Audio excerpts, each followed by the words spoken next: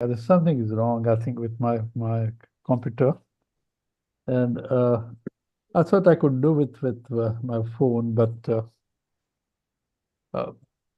I just no,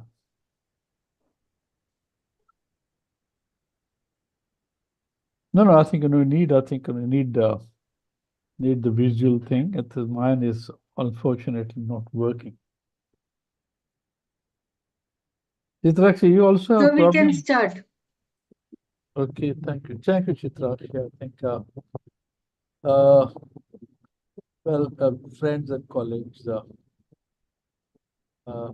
most welcome to this important conversation, second conversation. So you have to be a little louder, please. Hello, can you hear me? Now, a Yeah, little okay. better. Huh? Okay. Uh, Thank you very much for joining. I think let me first thank Dr. Janakarajan and Dr. Nupur Bahadur. Sir, For, very less. Sir, could you please come near to your mic or something? now, No, sir, it's not better. It's hello, sir, this is fine, but when you speak it again, it is. hello. This is better. Yes, sir. Okay. Let me. Hello, can you see? Can you hear me better now? Yes, sir. This is fantastic. Thank you. Okay, thank you very much, Chitrakshi, and I'm very sorry that Janak Rajan sir has difficulty joining. I hope he will. Otherwise, we will have problem. Uh, anyway, so friends and colleagues, uh, most welcome to this second episode of the conversation that we started on water in cities.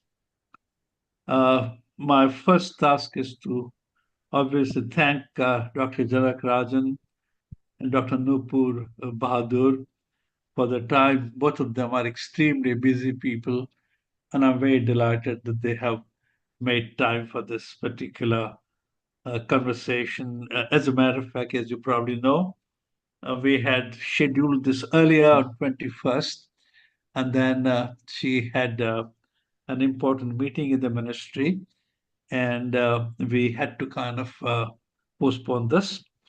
Uh, and I'm very glad we are able to do it today. Uh,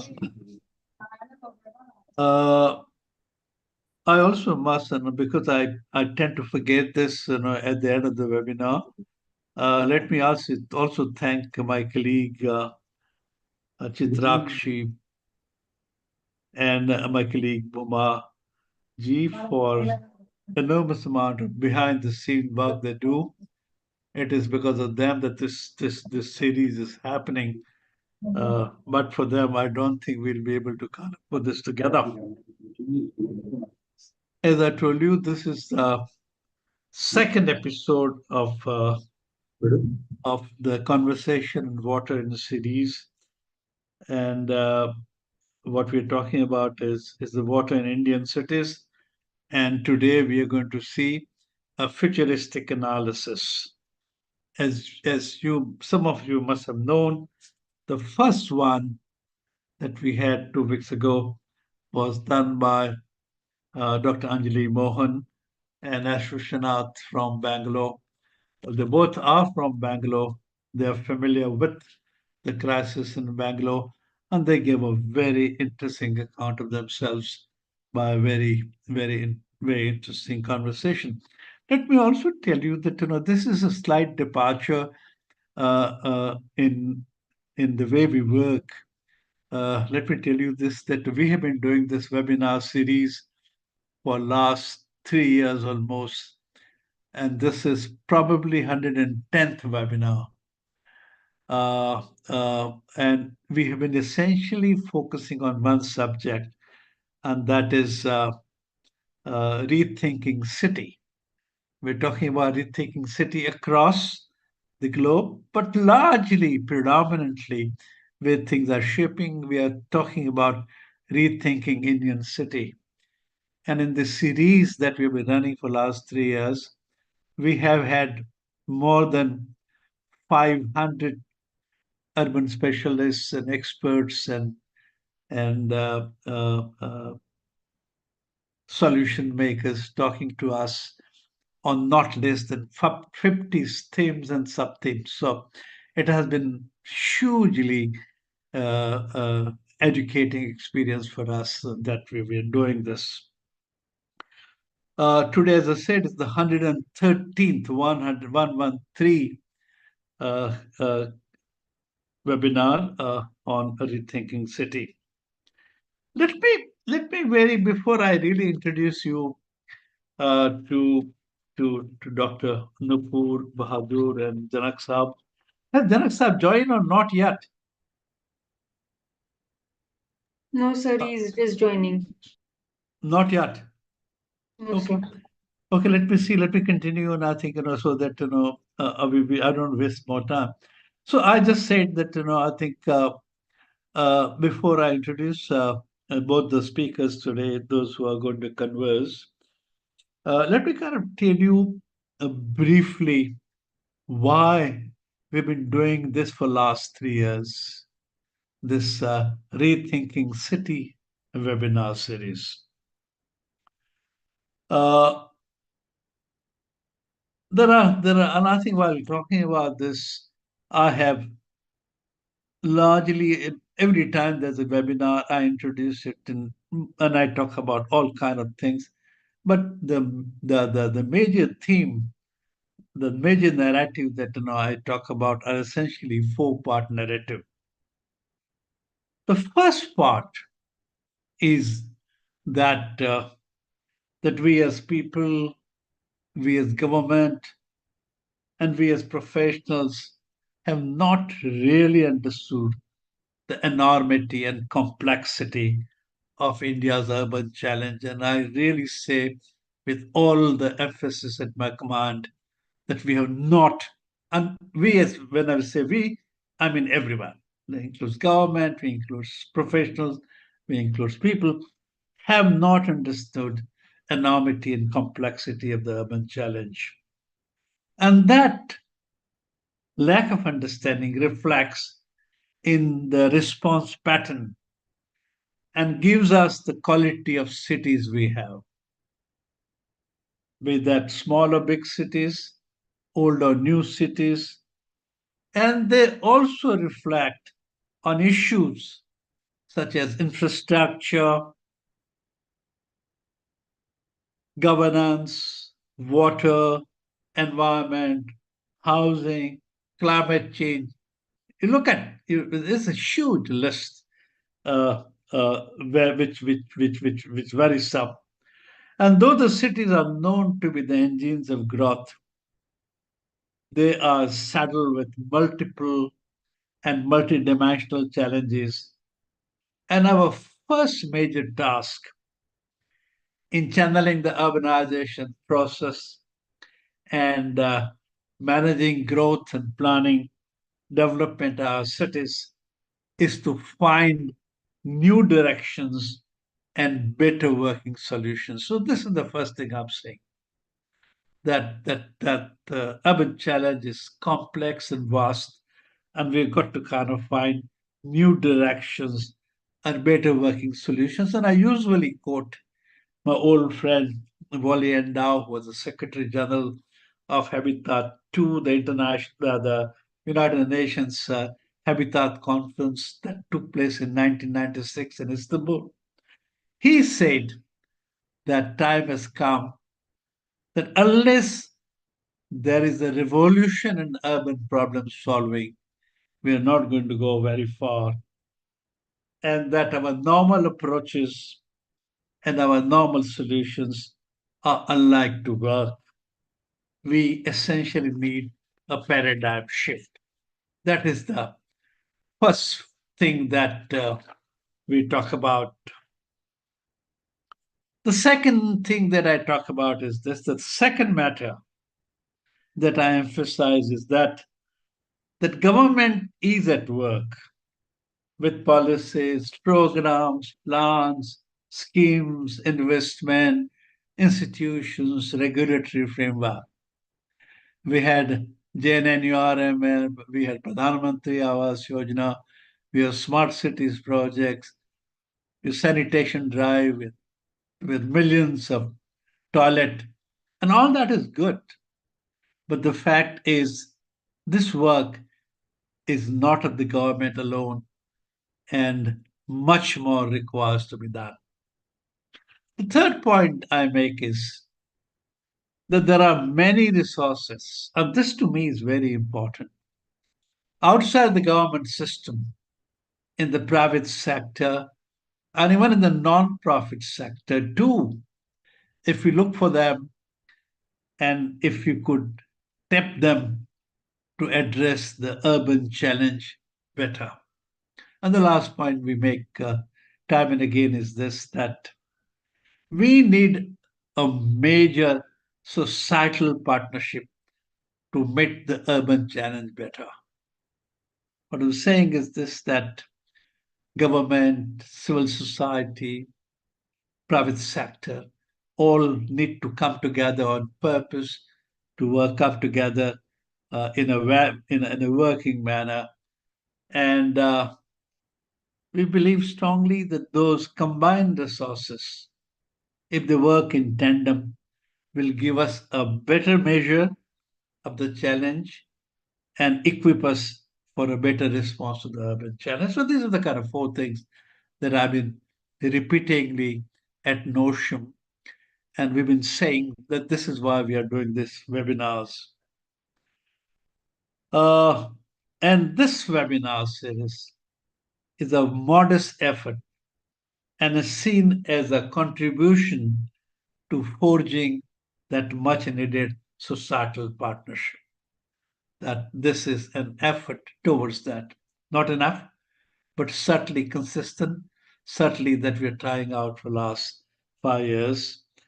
We've done over 100 webinars, and we have committed to doing not less than 150 to 200 as we go along.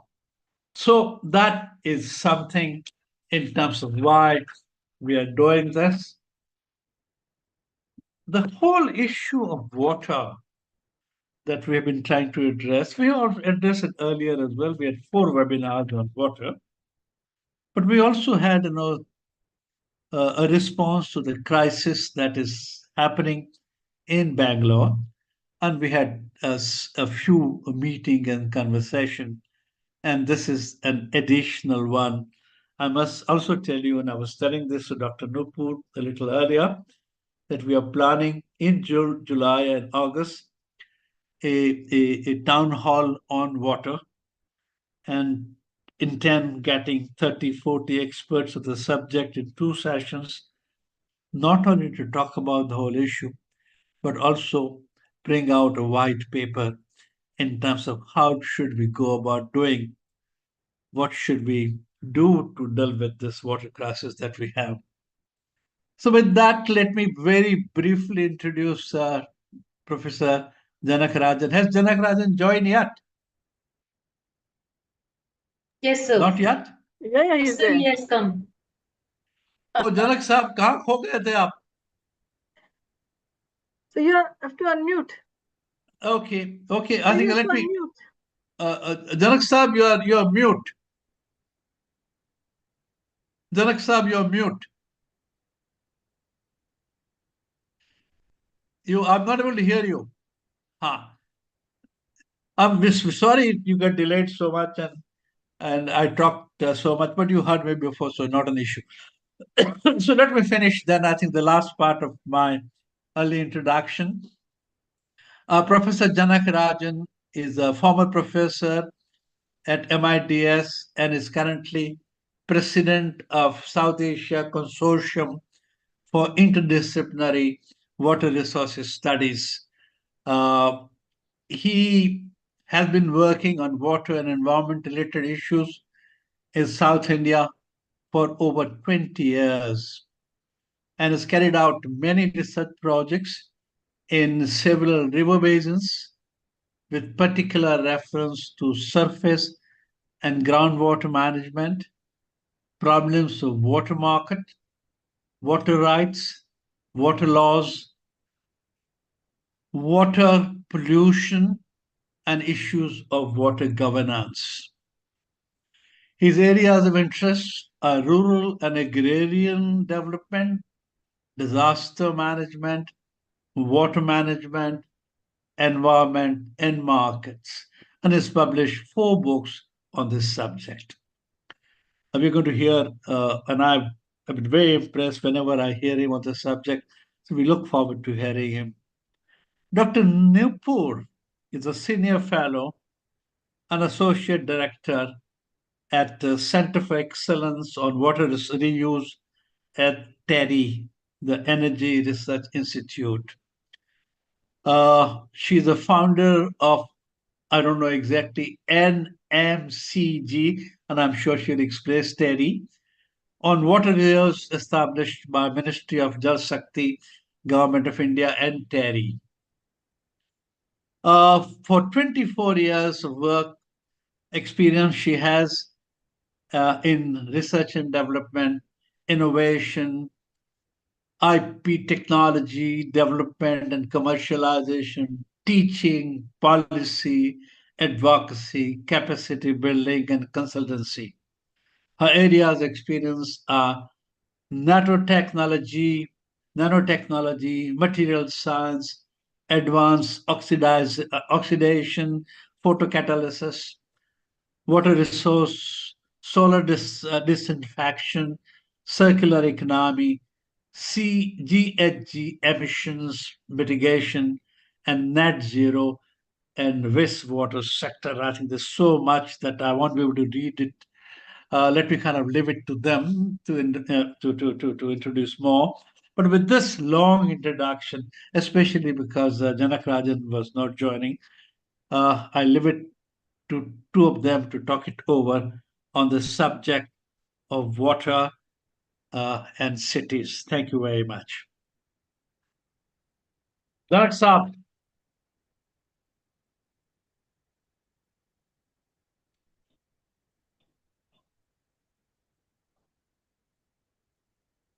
Is he able to? Is he Janak Saab?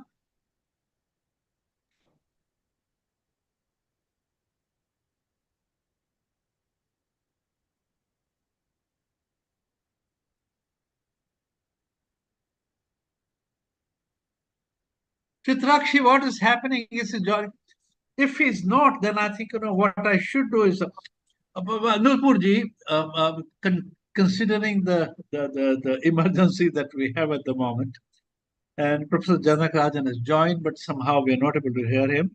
It appears that he might have an additional or new problem of connectivity. Why don't you really start? Now, I don't know exactly how to start because our understanding was this that Professor Janakarajan was to kind of ask questions. Now, I could take those questions up and ask them. But start with the questions if you have with them. No, so what I'm suggesting that instead of my doing it, why don't you do the introductory kind of thing? And hopefully, I think Janak joins, we could pick up from there. Why don't you kind of, I think subject, as you know very well, is no we problem. essentially talking about our work is on cities. Yeah. We know one of the major problems the cities are facing is water. Yeah. And Bangalore's crisis is not an isolated example. As a matter of fact, a large number of cities are either there or about to reach there. And you are one of the experts in TERI, and you have done enormous amount of work also with the government of India. So we would want to understand how do you think, is this something, because I last meeting I was talking about that World Bank used to say that the last set of wars were about or for oil, and the next set of wars most probably are going to be around water. That is the situation. All our cities are dependent on water, on sources. We are polluted. We are destroyed. We are not really kind of using our water resources very well. So I don't want to go into all that, but please tell us as an expert, how do you look at this? Sure, thank you. And we're looking for solutions. We're looking for approaches. Yes, thank you very much. Definitely, and thank you, Mr. Shah, and your foundation for having me here this second episode. And what I heard, 113th episode. So congratulations for running such a successful dialogue series. So and topics have been pertinent. So it's my pleasure to be here and sharing my some humble experience which I've had during this time. So when you particularly mention about the Bangalore water crisis, which is very recent and something very recent we generally have with us. So, if and actually, I got to know much about Bangalore through a recent World Bank project which we did, and we came to know more about the water management, the BWSSB, the work BWSSB has been doing. It's most progressive, one of the most progressive utilities in the country. And so this way we came to know. And recently also I got a chance to write about the Bengaluru water crisis. So to understand the real problem, it's Bengaluru is just one case. One case we could have, we have similar cases in recent past as well. So if talking about Bengaluru, I think the earlier in your last series, speakers were from Bengaluru. They might be having a more comprehensive and detailed view. What I have generally I have understood, and very recently an article came in the Deccan Herald. So where I actually what we have to see in Bangalore water crisis, it's the uh, time specific. Like it's not a pertinent problem, but it is a problem which is coming up. And if steps are not taken immediately, it may persist for a longer times. So therefore, to understand the problem, particularly of Bangalore, we also have to understand first the geographical reasons, what makes it vulnerable. So the geographical location of Bangalore is it is at a height of 920 meters above sea level in a valley. And the water which comes to Bangalore through four reservoirs is covering over 100 kilometers to reach. So just imagine reaching out water at an elevated location is also highly resource and energy intensive. So this adds up to operational maintenance and financial woes of BWSSB, particularly when we are talking of management. Then when we say supply side, then the current water scenario in Bangalore is particularly, if we see the whole demand side, now we come to the demand side. So if the water demand stands to 2100 MLDs, then the supply from Kaveri Basin is 1450, which means a deficit of 650 is there. And second reason has been the erratic rainfall in 2023, so little short uh, from 369 average millimeter to 271 millimeters, which was obtained last year. So this way it was specific last year.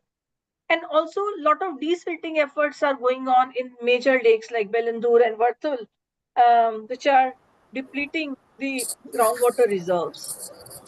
And if we also look at the reasons, so situation is compounded by rapid urbanization, disappearance of the lakes, which have been for decades. It has they have been supporting the water sources, and the rapid urbanization has led to over reliance on bore wells and tankers. So this has brought huge dependence of the urban population in these two sector areas like borewells and the tankers. So this is, I could say, synopsize the problem. And as a after our work and with the World Bank project for BWSSB, we have devised various strategies for treated water reuse. And I think, as Mr. Shah, you're asking for the solutions. So I think the most in situation like Bengaluru, uh, the most reliable source, or it could be true for any city in the country, the most reliable source could be none other than the treated used water or I wastewater. think I have not joined. So, Unmute. so this is where the role of treated used water could be an assured source for any city. if we talk of Bengaluru, it has already been using the treated used water, and for 85% is being treated from that which is discharged. So around 1440 mLD is generated and 85% is being treated. And out of that, 40% is discharged to rivers, 35% is discharged to rejuvenation of lakes, and remaining small percent is also given for industrial reuse. So that way, Bengaluru BWSSB is doing its bit for utilizing the treated wastewater. But certainly, we can look up for more measures if we have to see as a water secure city as a whole. So we have to think on the urban planning aspects of not just Bangalore, it could be any city. So we have to look at creating sponge cities with the rejuvenation of lakes and water bodies. We have to see commercial utilization of treated wastewater. If more treated used water can be supplied, for example, currently 18 MLD is only supplied for commercial reuse from 24 STPs and for 24 secondary treatment plants and 4 tertiary treatment plants. Which means if we can enhance the treated water reuse, it can also create a market and help the utilities for the survival.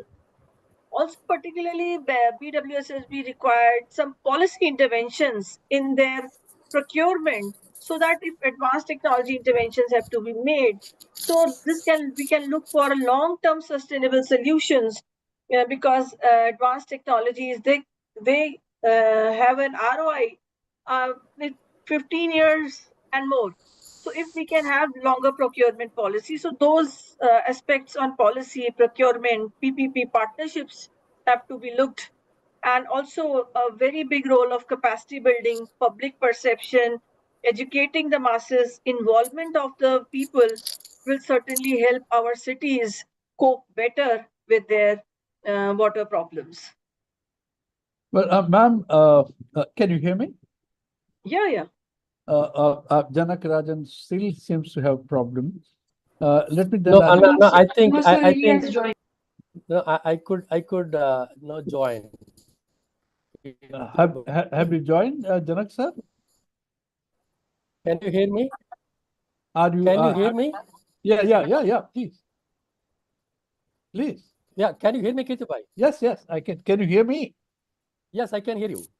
But fine. Then continue. We already have a small little kind of presentation. Yeah, my by profound Dr. apologies. No problem. Yeah, my profound apologies to everybody. But a huge technical problem, and I couldn't really get out of it. And I'm still having the problem, and I'm trying my best to really interact and trying to engage in the conversation. Let me first of all thank Kirtibai for this opportunity. It's a wonderful and a wonderful platform. The first of its kind, probably, of something like engaging in conversation on a very, very important topic about cities of the water.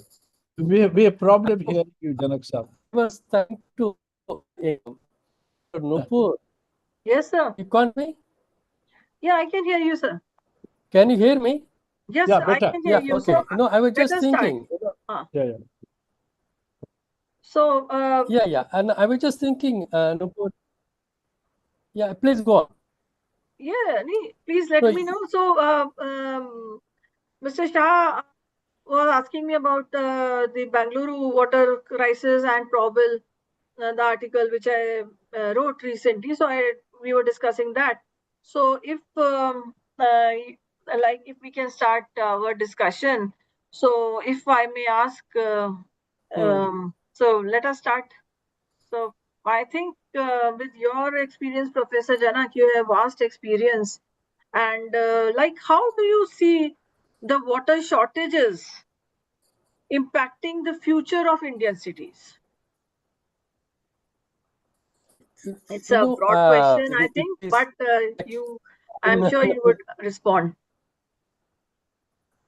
No, actually, very good question. It is actually water shortage or a water scarcity that we have been encountering in all major cities in the country and in South Asia, I would say, is actually a problem which we have got accumulated over a long period of time.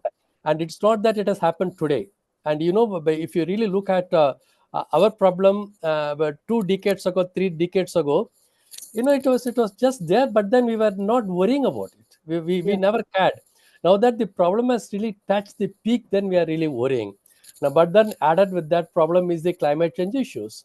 Now the issue is that now our rainfall has not come down, okay, and our rainfall more or less remains the same, or it has even gone up.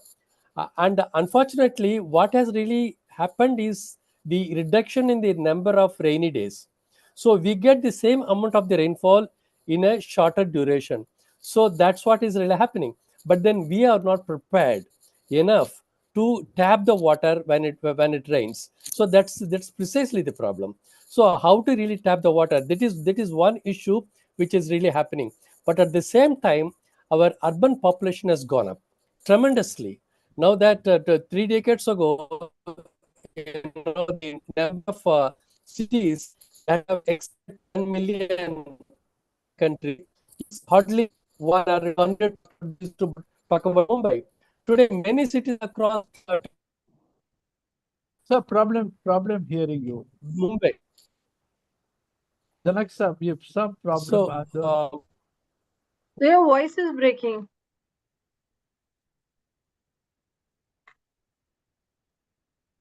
May I suggest, if you can use your mobile as a hotspot, that is a reliable source. Then the Wi-Fi of the home, if you are there.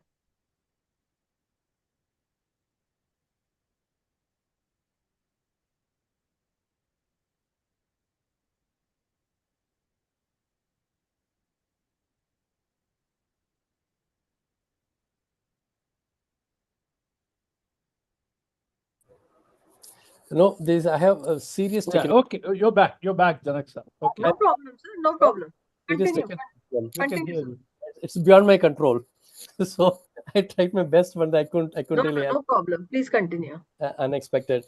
So the issue is that, on the one hand, our urban expansion has been rapid, industrial expansion has been rapid, and at the same time, we have got the problems of climate change induced negativity, and most importantly, we have also been losing the water bodies where we could have saved water. That's precisely the problem we encountered in Bangalore, and we see that so much in Chennai and in many other cities. So we are losing the water bodies, we are losing the wetlands, but at the same time, our water demand has been going up. So there are two issues going in the opposite direction. So that is why we are really encountering the problem of water scarcity, increasing water scarcity.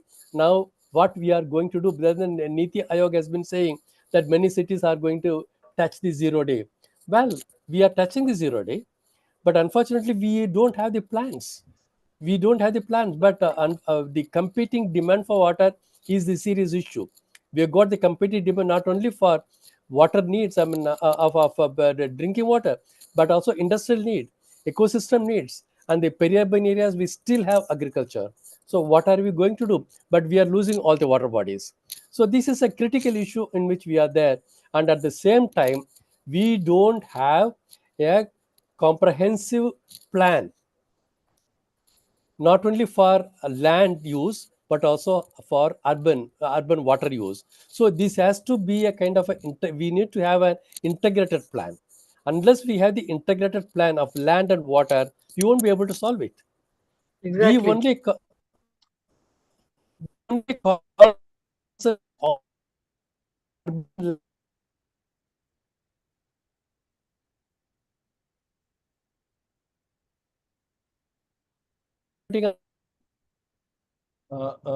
Professor, we have lost you again.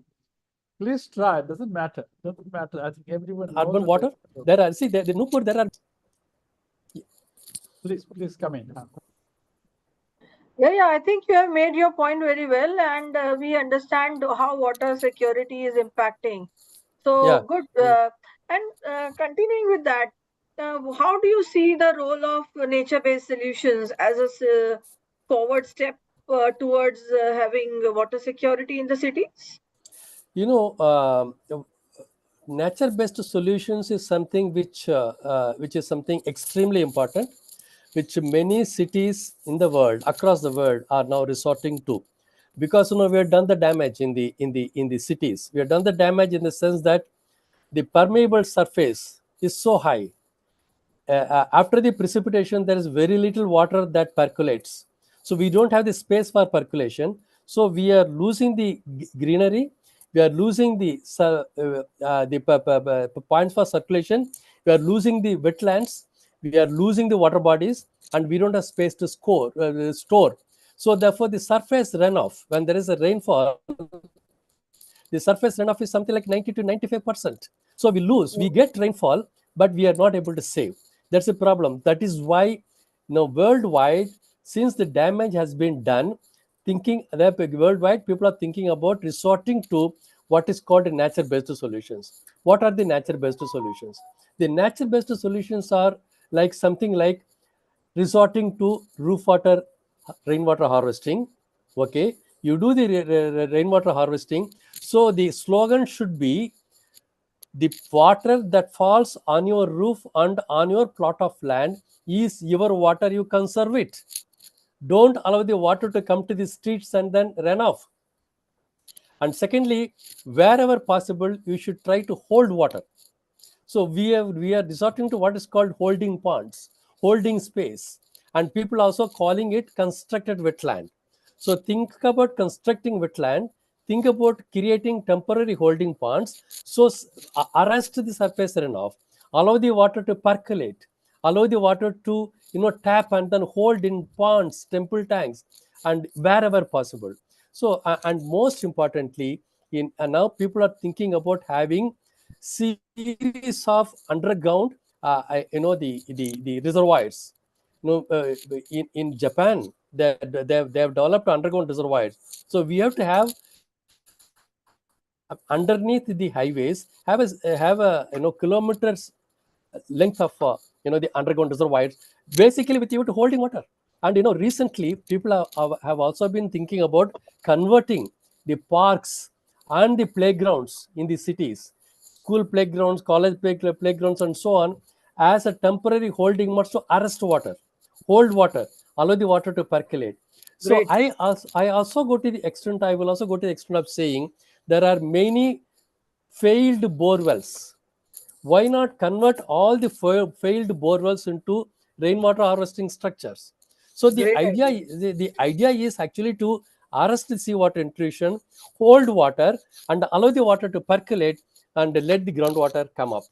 And this is extremely important, because if you don't do it, we are Nupur, we are depending upon, even now, 60 to 70% of our drinking water comes from groundwater. But we have been depleting. We are almost reaching the stage of the depletion. There's going to be no water. And the coastal cities, because we are depleting, the seawater intrusion is taking place on a massive scale. In Chennai, in many parts of northern Chennai, seawater has intruded up to 14 kilometers inside. Oh, Yeah, it's happening in many coastal cities. In so this Calcutta also is brings worse, the and problem. Bombay is happening. Exactly. So this Many also coastal, brings the Cochin problem. in Trivandrum is completely saline. So Yeah. on a war footing, we need to really allow the rainwater to percolate, and make sure that the groundwater aquifers, wherever possible, is recharged, and particularly on the coastal side, and the coastal freshwater aquifers have to be recharged on a war footing. These are all important, very important nature-based solutions one has to think about, with a view to surviving the city and sustain the city. So what is there? What is your opinion about the in situ phytoremediation, which is used for wastewater treatment? You know, uh, uh, uh, uh, uh, first of all, We're I, losing you. We're I losing your sound. We're I not able to hear you.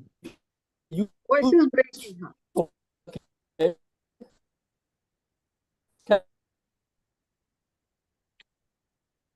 Professor Janakarajan, can, your voice is breaking. Some interruption in the internet, I suppose. Sir, if you can use your mobile hotspot, it would be a better idea. I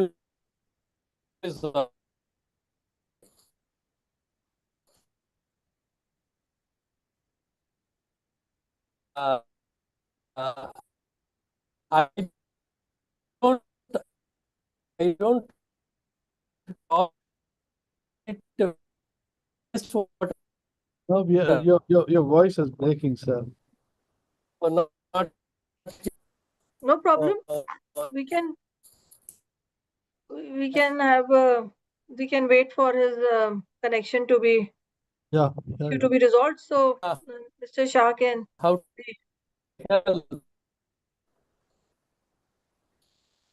Well, Nupurji, I think Janak sir, is it connecting? mobile hotspot only. Can you hear me now? Yes, sir. We No? can hear you. We can hear you. Can you hear me? Yes, No. sir. It is intermittent. Please go ahead. Let's see. I'm sorry. Yeah, please continue. We'll see.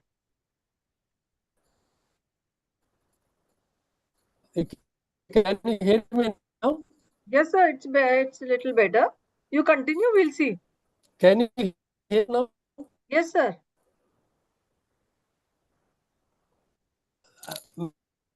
Now No, you may come to the next question. You is getting yeah.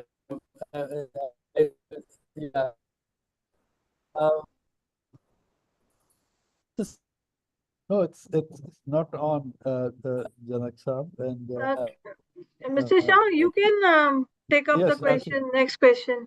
yeah, I think let me come back to this. And I think this whole issue, something that bothering me, and that is the consumption level of water.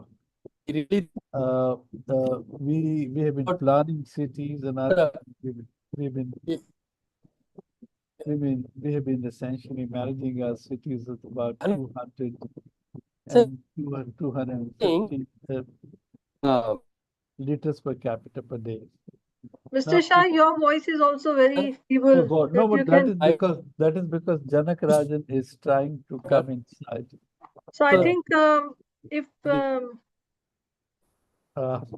Janak sir, can you so try? on? No, your voice is still broken. I think Professor Janak, if you may pause, then Mr. Shah can ask the next question, or we may continue. Yes, Mr. Shah, you can take up now. Yeah, I think what I was trying to ask you is this is the whole issue of consumption. Okay. So I understand you are asking me about the different aspects of water secure cities, right? Yeah, and consumption. I think is it really possible and necessary to continue serving your city population at 200 liters per capita per day? Would it be prudent to kind of bring it down? And as a matter of fact, in the earlier meetings, I've given examples in terms of how I know people surviving in villages with as little as 20 liters per capita per day, and they're completely healthy, completely fit, and no distortion at all. And therefore, and I do understand the villages are very different from cities. I do understand that this is 2024, not earlier. But talking about cities at 200 liters per capita per day or 130 liters per capita per day probably looks to me in the context of water scarcity a slightly luxury. What do you think and how do you manage this? About the quantity? Yes, the consumption pattern. So consumption pattern is certainly we have to look at the consumption pattern, sir, particularly when our urban cities are facing the issues of scarcity, contamination, pollution, unavailability, pricing, high dependence on tankers. So therefore, we have to see the requirements. We have to optimize our requirements. We have to see. So, for example, for some time, use of this swimming pools were restricted.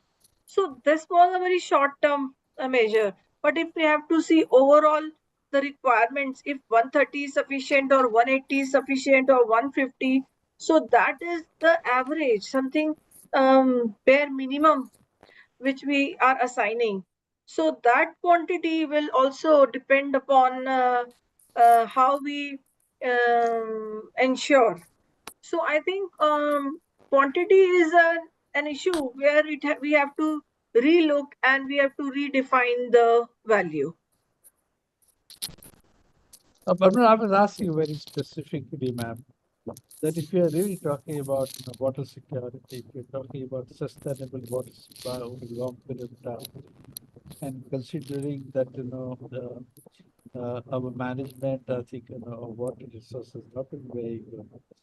My question is this: that is 130 liters per capita per day or 200 liters per capita per day, is this not excessive? Should we not think about reducing this use? And because it's like cricket, I think runs saved is runs scored. And therefore, do you think there is a possibility, there are ways, and there's a mechanism, or there's a thought process which looks at this demand side of the water equation? Sure. I got your point, sir. So certainly, what I understand is we have to look at different aspects of water security in cities. So there, in my opinion, there are few set of, or you can say, we have to see water security in cities with regard to various aspects. For example, we have to see water conservation and the efficiency of what we have with us. So, adoption of water efficient technologies and fixtures.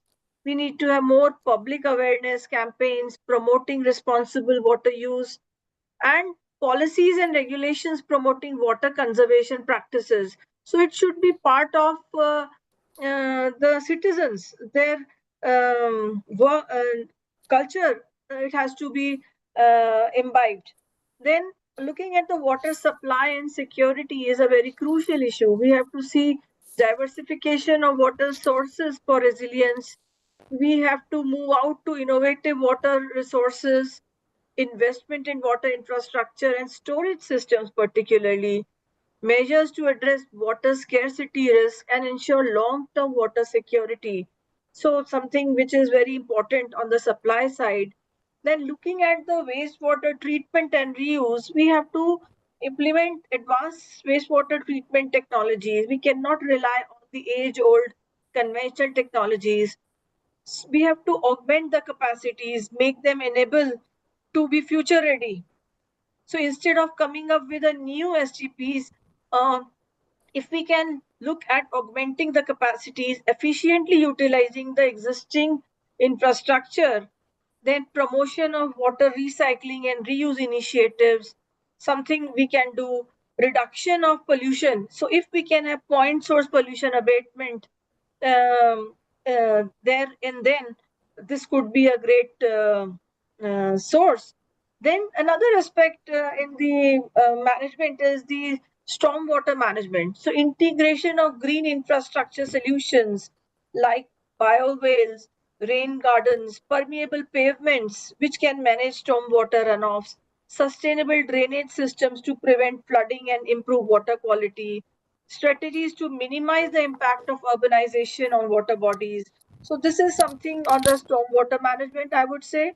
And also another aspect is the water quality and pollution control, as I said. So we have to see the point source as well as non-point source pollution through runoffs, urban runoffs and agricultural runoffs.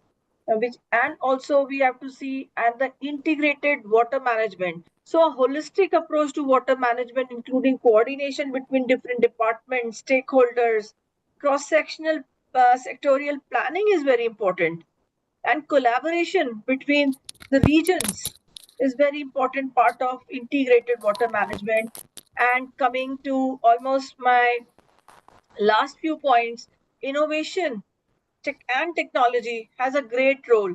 So we have to involve civil society, the researchers, the NGOs, whatever innovation is coming across the labs, it should be translated to the concept of urban living labs. So then governance, policy framework, resilience, adaptation, education, and community engagement, I would say, these are some of the measures if we have to have water secure cities. I hope. Dr. Nupuji, I think let me kind of ask a very specific question. A, because you're working with the A little ministry. louder. Can you hear me? Can you hear me? Yeah, I can hear you, but little louder. Can you hear me? Yeah, better, sir. What I'm trying to kind of ask is this: that you work with the national government, you work with the ministry, you work with Daddy, you are a researcher, and you are also innovator. What I want to ask you a specific question, and that is this. In the last few years, working with the government, or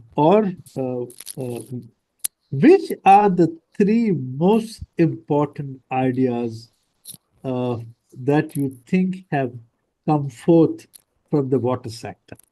Something, and I'm talking both in the context of urban water, and I know water is one thing which we should not be, I think, talking in terms of urban rural binary, but because our platform is urban, I'm asking this question: which are the three most important critical innovations that you have come across in the last few years in the water sector, which you would say, okay, this is something which will take us very far.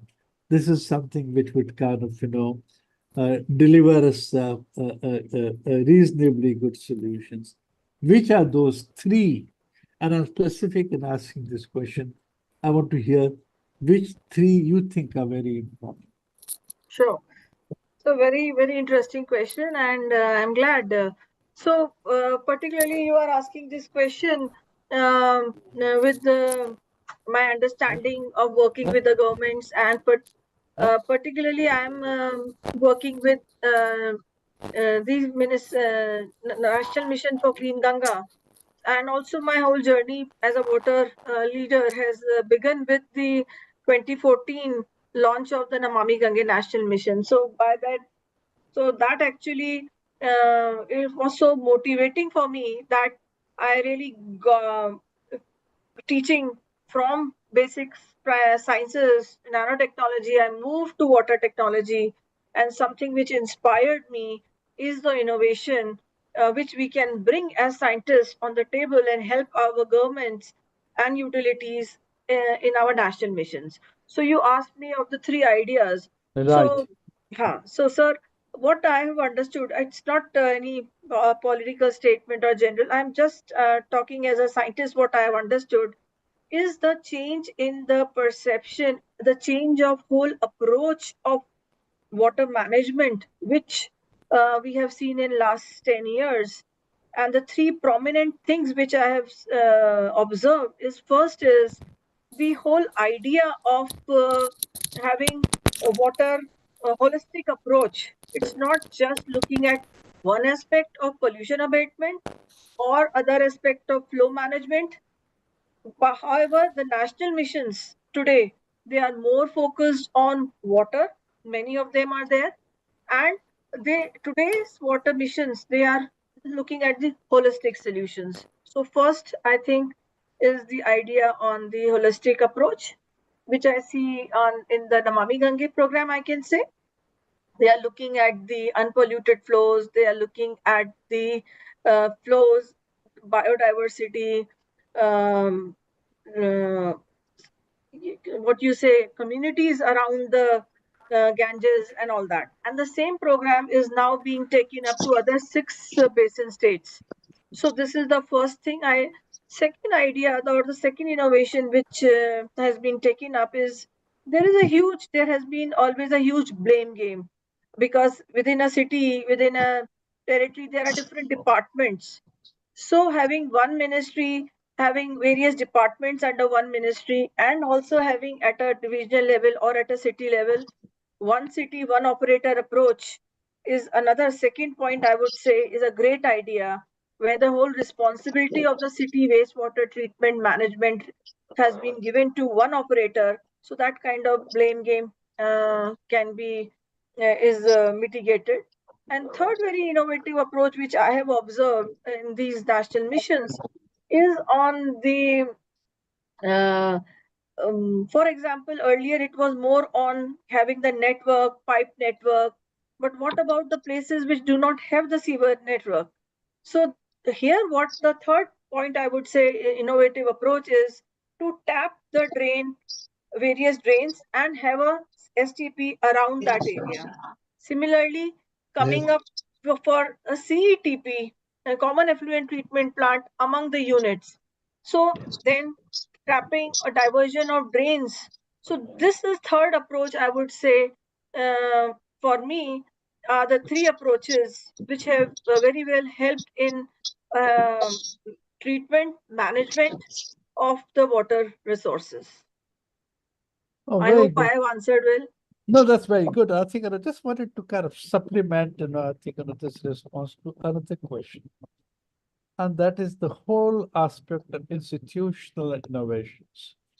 Yeah. What have they been? Because you see, one of the problems, when we look up at our cities, be that municipal governance, be that municipal finance, be that delivery of services, one of the problems we are facing continuously is inadequate institution, antiquated those who are not really able to deliver.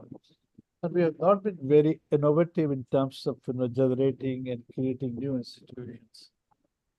In the context of water and water management in cities, what kind of institutional innovation do you think has happened?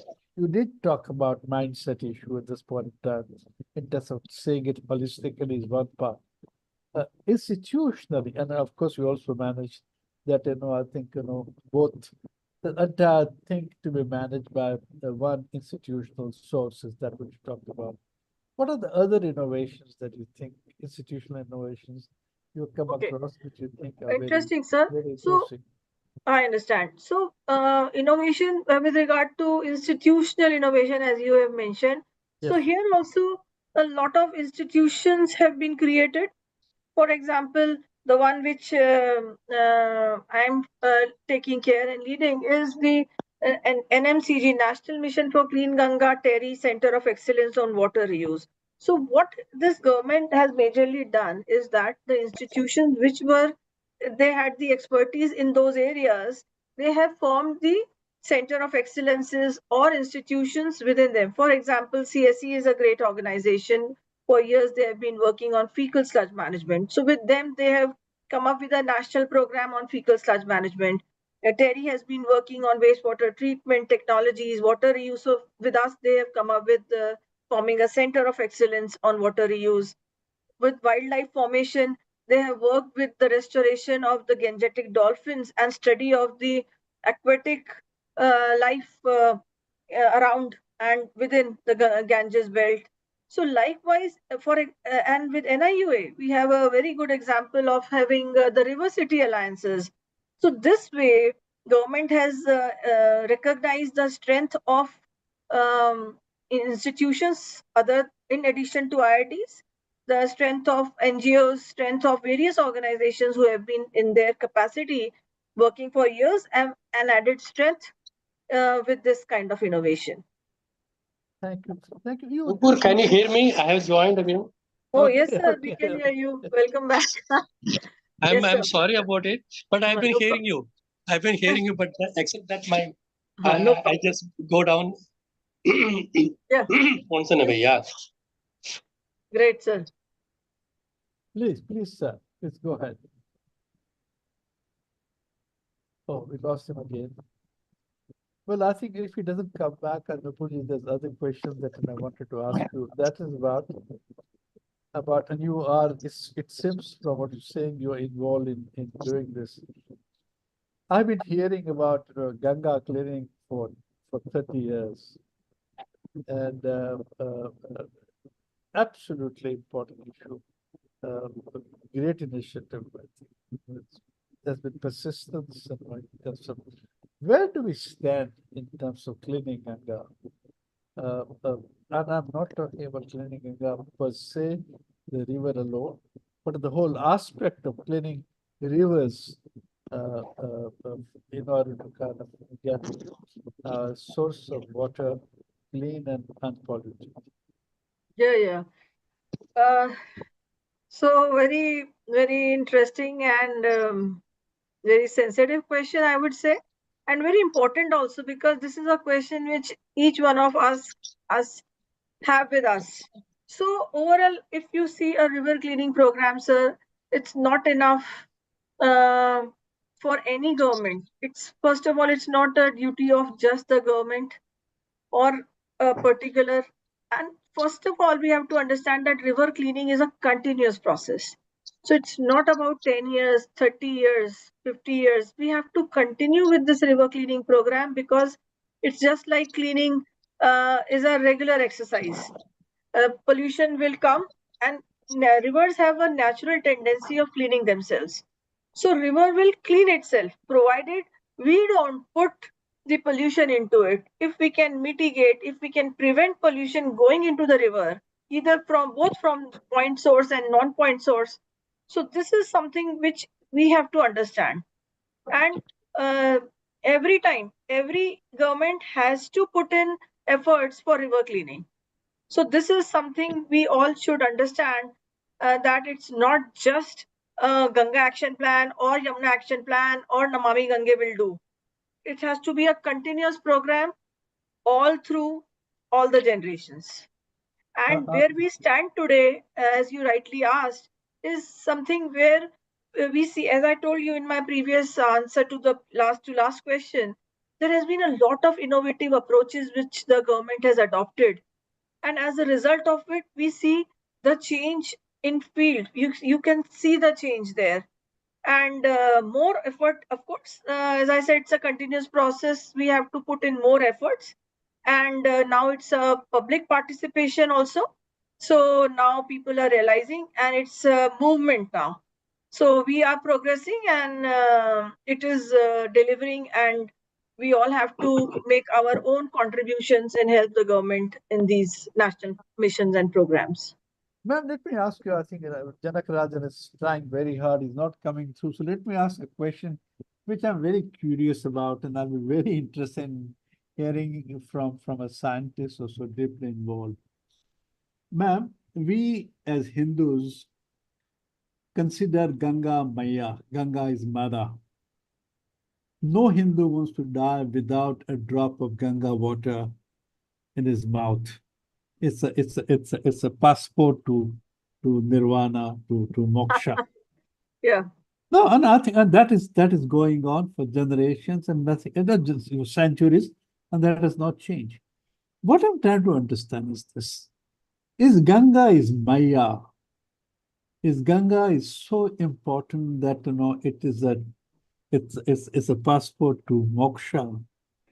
Why on earth are we polluting it so badly? If it's our mother, would anyone kind of disfigure his or her mother as we are doing? So what is the psychological reason? Because it is not that someone has told us to call our river mothers. We have been looking at rivers as mother always. What is so in our culture? What is so in our life? What is so in our education? What is so our living, which has allowed us to pollute our river as badly as we've done? So you are asking what has led to for us to pollute the river? despite Why are having we, if Ganga is Maya, why I'm polluting my mother? Why I'm sickening my mother? Why I'm doing all I can to disfigure it. yes. Uh, Actually, sir, when you are saying why we are polluting, so this Yes. is probably, see, we have high reverence towards our rivers and we say they are mothers. So it Yes. is fine. Those who understand, they value it, and we are doing our bit. But those who do not understand, so the pollution, the river pollution, the main source of river pollution, the cause is our ignorance, our lack of understanding that we have no priority for treating wastewater, like it's end of the pipe. What, when I visit, when I am meeting people in, different stakeholders I'm talking about, they say, madam, how does it affect? We are having water from our RO, so wastewater is not our priority. We can't spend this much on wastewater. So this kind of irresponsible behavior or lack of understanding that it's not just about us drinking an RO water, a clear water, but what about those crores of people who are using the surface water or the groundwater, which is hugely contaminated? They are using that. They don't have ROs. So this kind of lack of responsibility towards our environment, towards sustainability, towards a responsible citizenship is something which is, despite knowing that it is a mother, we are polluting it. Nupur, can I come in now? Yeah, Please, definitely, please, sir. we Definitely. are just substituting you, sir. Kirtiba, you have raised a very sensitive Very question, sensitive actually. question. Extremely sensitive. And let me try answer Yeah, sure, sir. your question. Now, I see two issues here. Uh, The first issue is, as you said rightly, people have got lots of belief and they have got lots of faith. Okay, if you go to, for instance, Bagmati River, which is a tributary of Ganges, which you would see in Kathmandu city, I've Yeah. seen there are many platforms across the banks of the river where the dead bodies are half burnt and then thrown into the river. The belief is that you go to the heaven straight away if it is done, and so also happening in India, and dead bodies are thrown, and I mean all kinds of things are happening. See, this is one issue. The second issue is, no, our approach has been, although on the one hand we say that it's river Ganga is our a mother and so on, but then our approach has been one of development centric. We are still extremely development centric, and which is really causing enormous damage and disastrous to the ecology and environment.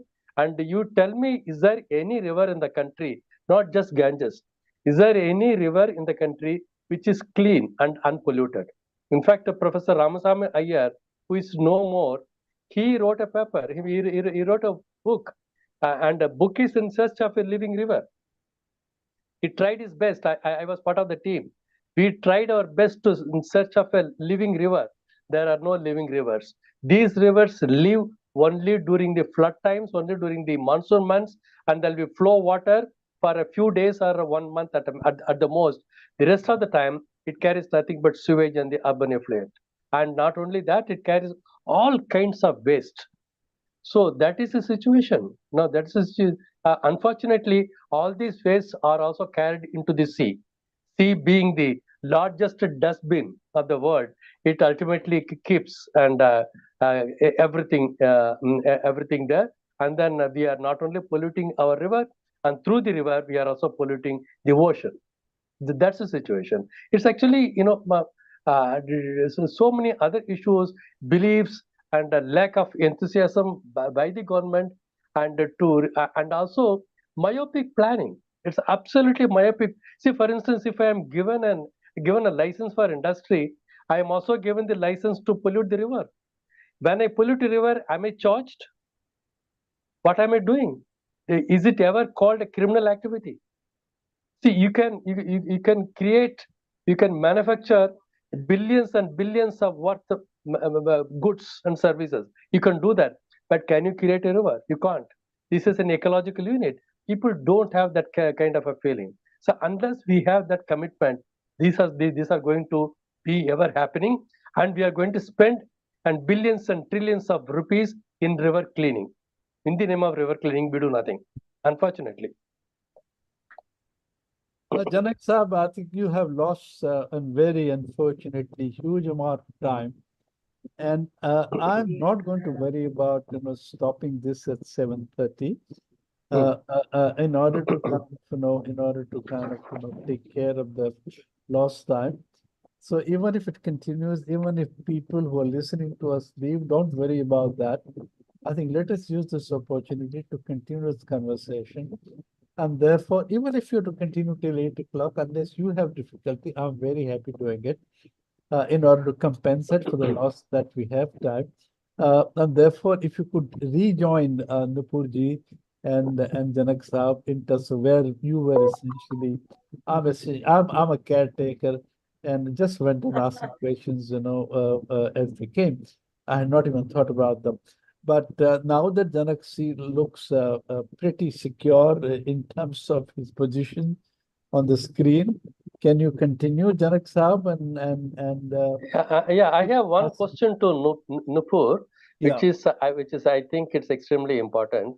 In fact, you touched upon these issues, Nupur, about the climate secure cities and so on. But what do you think should be the kind of policy framework to make the cities climate secure and climate resilient? At the moment, there are quite a large number of climate action programs in many cities, and many agencies are involved. I don't see anything really happening. But what do you think should be happening? Why these climate action programs are insufficient, and what are the urgent needs? Do we have the time even to implement? Because the things that are happening today, touching the tipping point is pretty close. So what are we going to do? Yes, actually, sir. Unfortunately, we are when we have been planning for all these years, we did not take climate change or climate action so seriously. But now, when we are at the helm of affairs, now we are bothered about climate secure cities. So we have massively failed during those early stages. But nevertheless, today, if we have to speak, we have to look at the climate secure cities, the climate resilient cities. And when we say this, um, uh, first of all, you and I, the audience here, can understand this. But it has to be truly understood when it comes to the planning. Those people who are responsible for the urban planning design, it has to be part of the education system in a large scale, right from the graduation to higher levels.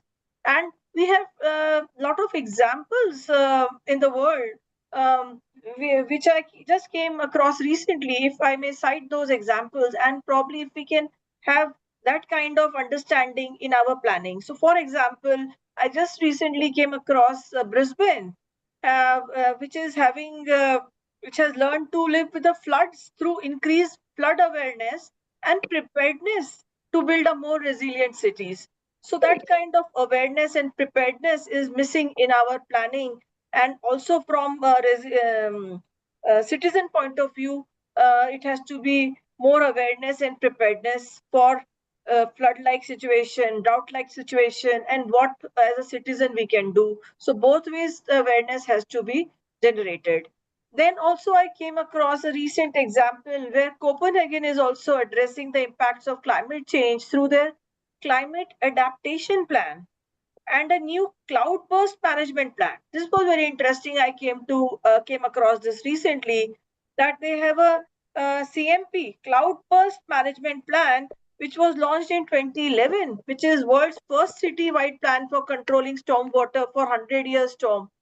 And Mhm. here is the learning for us, that through such a program, then it proposes infrastructure level to manage stormwater in the city with solutions that collect, delay, and lead stormwater to final outlets in the harbor or a sea coast, instead preventing entry into the sewers. So if such a small thing, but such vital, if we can prevent entry in the sewers, we can certainly prevent a lot of other issues. Also, another example I came across is the rain patterns.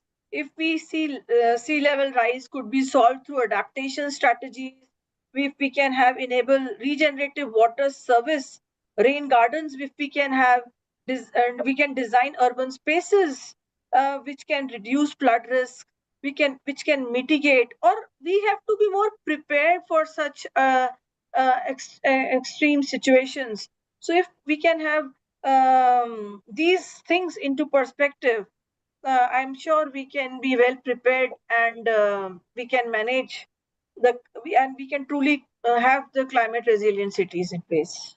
Nupur, I mean, that's extremely important issues that you raised. Basically, you're trying to make the point about the education, the water, climate literacy programs, and so on, adaptation, and so on. It's very important. But don't you think that the fundamentally the existing institutional system that we have is really failing to address this critical issue?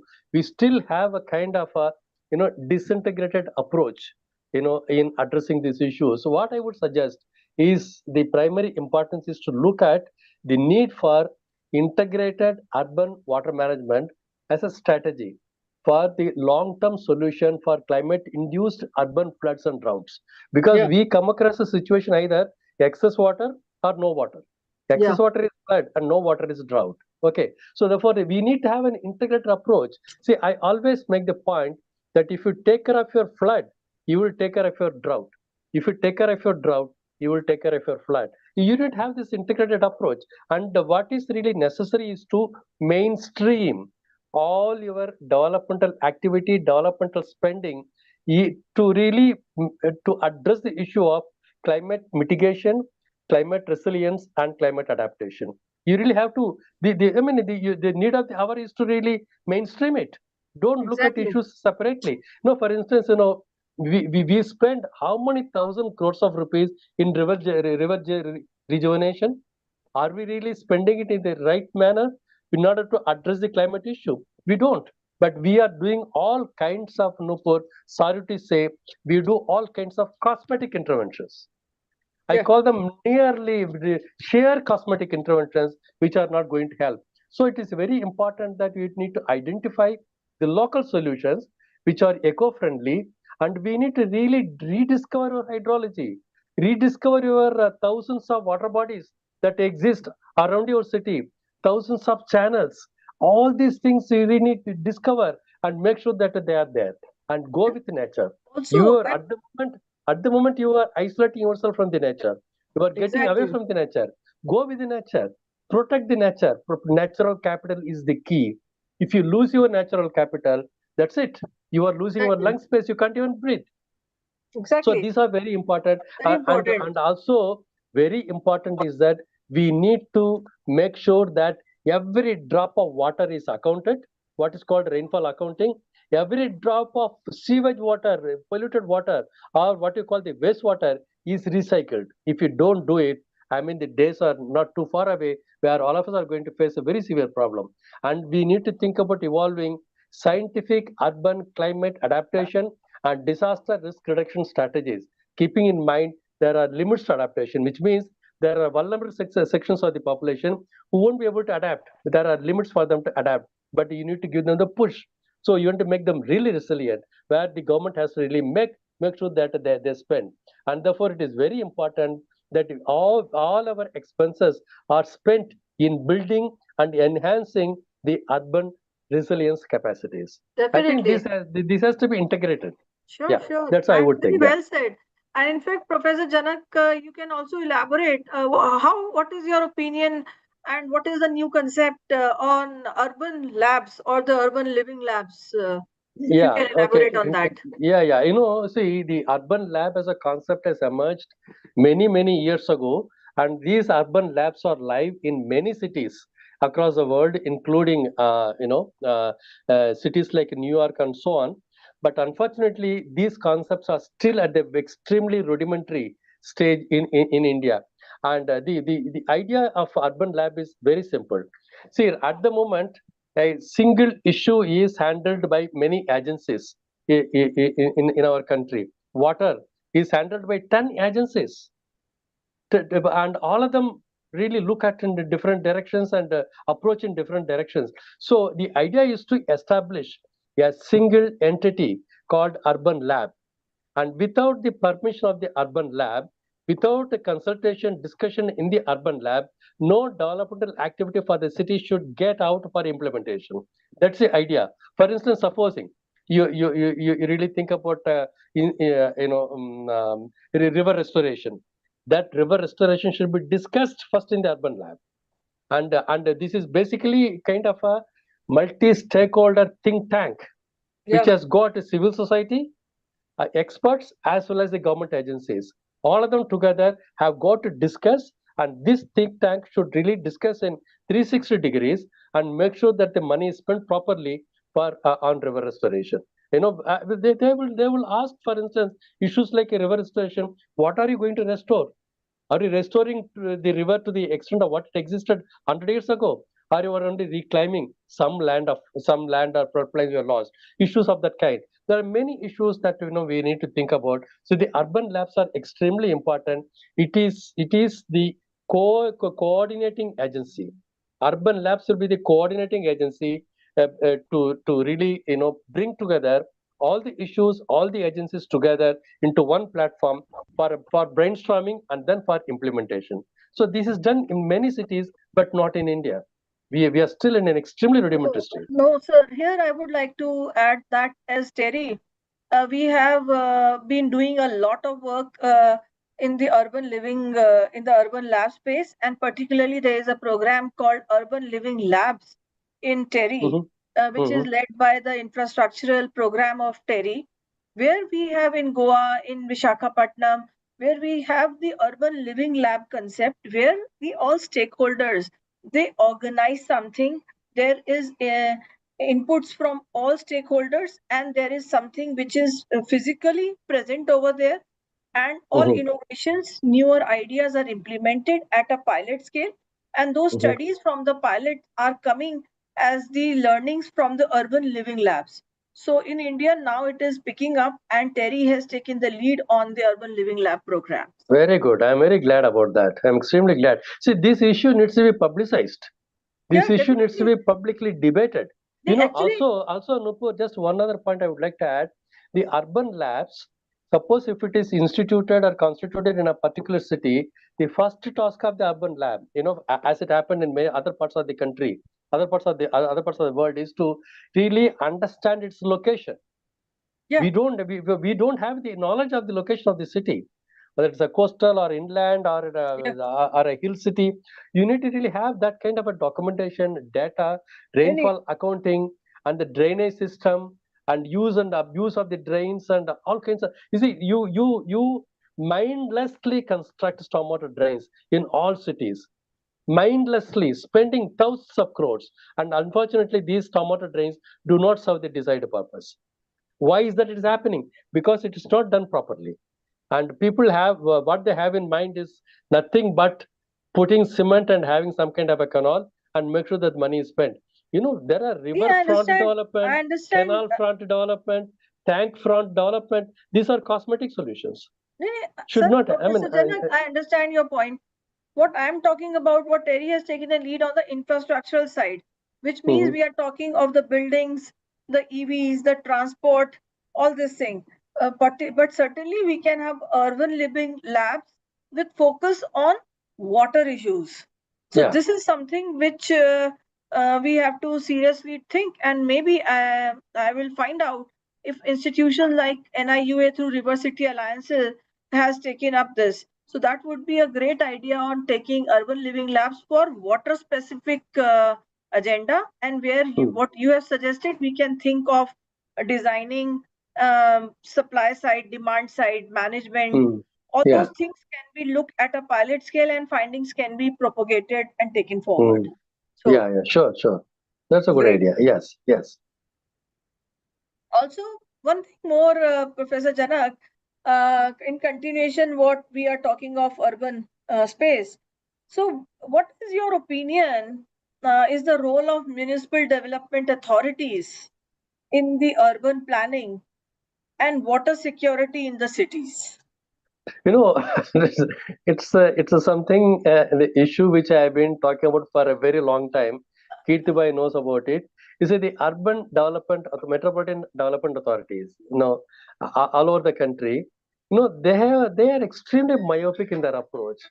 Extremely myopic in the sense that they think that their concern is only about land use planning. Okay, and in the land use planning, they are really very blind in approach. Like they can even convert the wetland in for some construction purposes, for laying roads, and water bodies also they can reclassify and then make sure that they can use. I mean, it's a blind approach. They can't do that. So therefore, I always maintain that the two issues. One, first thing that they should do, metropolitan development authorities, is to demarcate the lands which they cannot touch. They should demarcate that these are the ecological hotspots which cannot be touched, which need to be protected, which can never be used for any kind of a developmental activity. That's called no development zone. And today they are not doing it. Yeah, it's quite They are doing open. reverse, sir. They are doing reverse. They are creating SEZs. So Yeah, instead of not having yeah, the yeah. And so second, the thing is, the urban development authority, metropolitan development authority, should not only be concerned about land use planning, they should have an integrated approach of land and water, because yeah, water is stored only in the land, either under surface or subsurface. So they should have the concern to really have that integrated approach of the land and water planning approach. They don't. So unless their approach changes, we are going to have serious difficulties, very serious difficulties. For instance, in definitely. Chennai, the wetland called Pallikkanai marshland, total area was 55 square kilometers. Today it is reduced to 5 square kilometers. Oh my The God. rest are occupied with the roads, ring roads, IT corridor, hospitals, big, The same with housing colonies. Bengaluru. Same with Yeah, Bengaluru. yes, Desilting is going on for years, 3-4 years, yeah, and yeah, you never know that land will be encroached by builders, and absolutely. it is And gone. yeah, and also in Mumbai, for instance, the wetlands, mangroves are encroached for all kinds of purposes, and so also in Chennai, about 8,000, 9,000 hectares of land, coastal wetlands are encroached and occupied, and we are losing all the floodplains.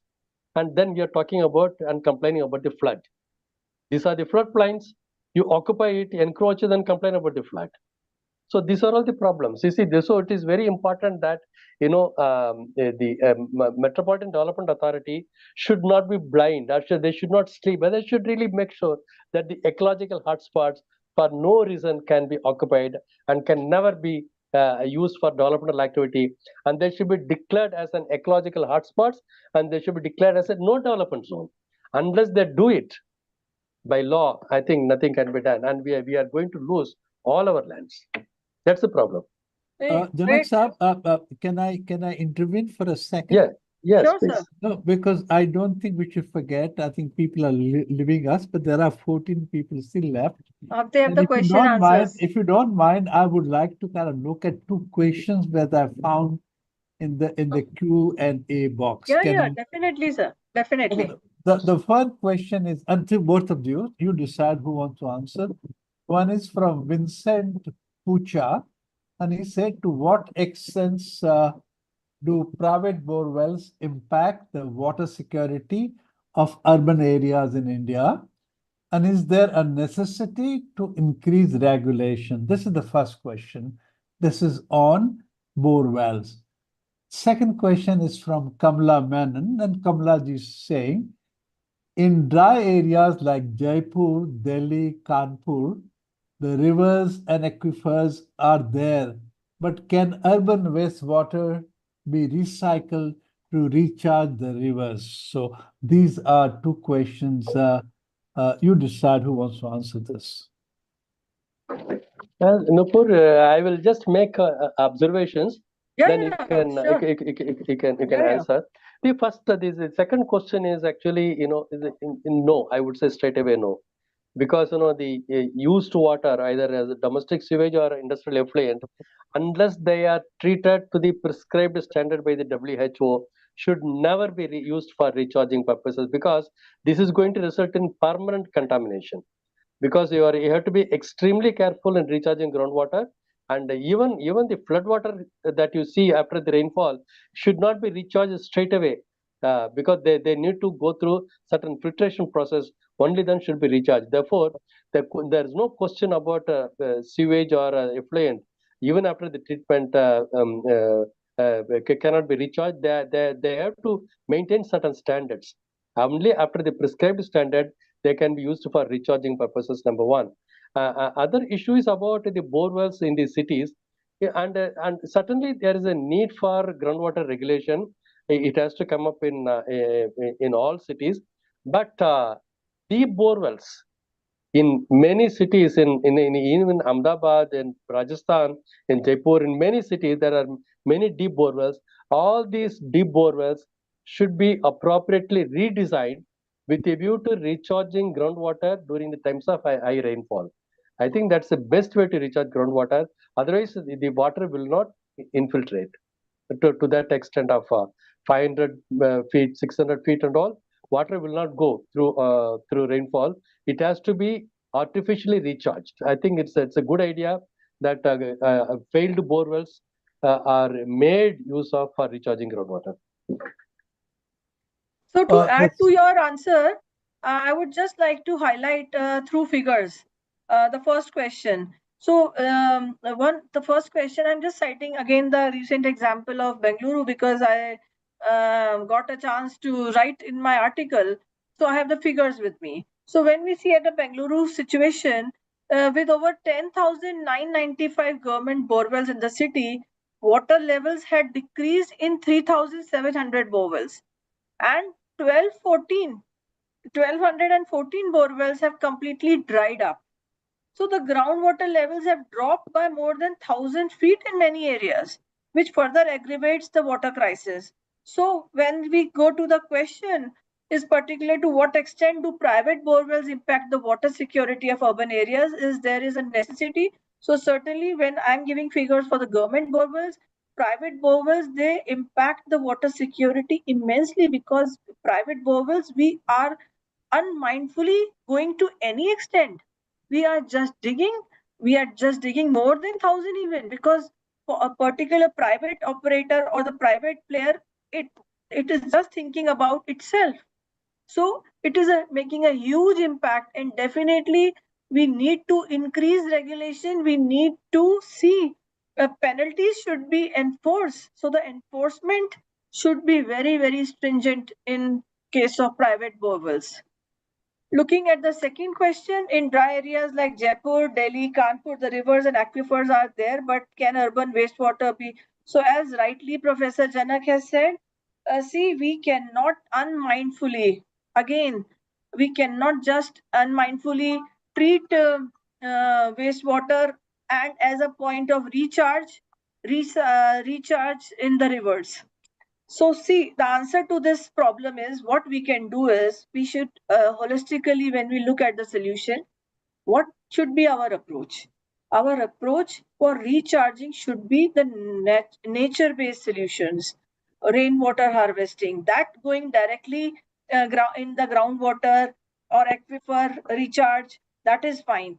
But if we want to recharge the rivers, we cannot put the we are already doing, the treated water is being put in the lakes and rivers, but certainly we have to be mindful for the groundwater. This is my take on this. Thank you, sir. If it's 7:45. Yeah. And I know, and I'm very aware that we have lost a huge amount of time from Janakarajan. Janak Saab, you think there is something very important that you must say and you didn't have time to say, which you would like to say? In fact, I covered all No, his no, no. questions. I think fine. I'm fine. I think we're already delayed. I'm really sorry. My No, apologies, not Kirti bhai. at all. I was Not just at out of all. my control. I couldn't help it really. No, No no. problem, I sir. think It happens in online mode. We all are well aware of it. only thing that has happened today, and I'm very sad about it, is this, that you won't believe me. We have been doing this webinar series for 3 years, and this is 113th. And we have more than, what about 250 hours of recording and conversation. And I have been proud in saying, and this is a credit to Zoom, that in last so many years, we have just lost only 1 minute. Oh, In last so many years. And today we lost about 35 minutes in one oh my single goodness. day. So I'm sorry. Zoom's record is gone for a toss. I'll write to them. This is what happened. It's not their fault, but this happened. But we're very sorry that it got disrupted, and I'm very glad and grateful that Nupurji was open and I think allowed me to ask some questions, and she was very good. My pleasure, sir. It's my pleasure. Janak Saab, you've been very kind that despite this harassment and this trouble, you continue. Yeah. I wanted to tell you this, that most people would have given up. You tried, I think, and finally got in. So resilience. He has shown the resilience. As a Wonderful. water leader, he has shown the resilience. So thank you very much. I'm warning you, as I said earlier, and Janak Sahib has already received my letter, that we are thinking and planning water town hall on water, and we are going to invite both of you to join and help us with that. Idea is not only to kind of discuss and talk and get 30, 40 experts together. Idea also to put together a white paper in terms of how should country go about doing it in the context of India's cities and water. So thank you very much to both of you, to Nupurji. Thank you, Janak Saab, I think, for this. And thank you once again. Chitrakshi, I forget all the time. This time, because I forget, I have kept you and thank you in the beginning.